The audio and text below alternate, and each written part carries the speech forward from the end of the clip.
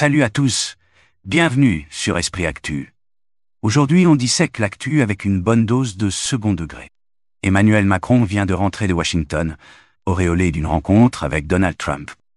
Mission accomplie ou coup de com' bien huilé? Si vous avez une théorie, lâchez-la en commentaire, on adore vos éclairages. Apparemment, c'était l'heure des retrouvailles entre deux maestros de l'autosatisfaction. Poignée de main XXL, sourire en boucle, et micro à foison pour s'applaudir mutuellement. À ce rythme, ils auraient presque convaincu le monde que la paix globale tient dans leur poche. Si ça vous fait sourire, un petit like ne fait pas de mal. Ça booste les algorithmes de YouTube.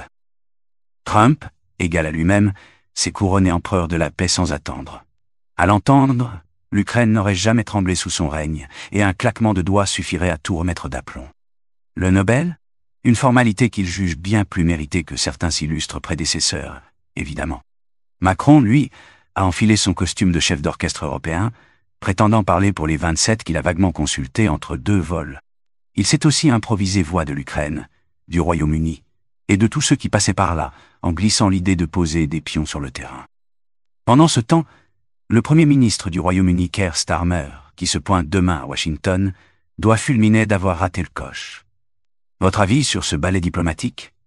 Partagez la vidéo, ça mérite d'être débattu. Mais concrètement, il ramène quoi notre champion? Des tapes dans le dos, un satisfecit pour Notre-Dame, et des promesses aussi solides qu'un château de cartes.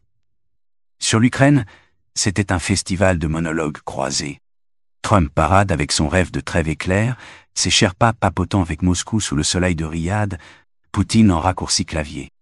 Il compte aussi faire un détour par Zelensky pour marchander des minerais rares contre les milliards gentiment dilapidés. Macron, lui, se rassure en y voyant un signe que les Américains ne plieront pas bagage. Un alibi pour sa paix en kit Made in Paris-Londres.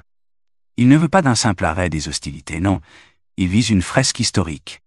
Quand il a tenté un couplet sur un appui militaire US, Trump a contemplé l'horizon, l'air de dire peut-être, mais pas trop fort.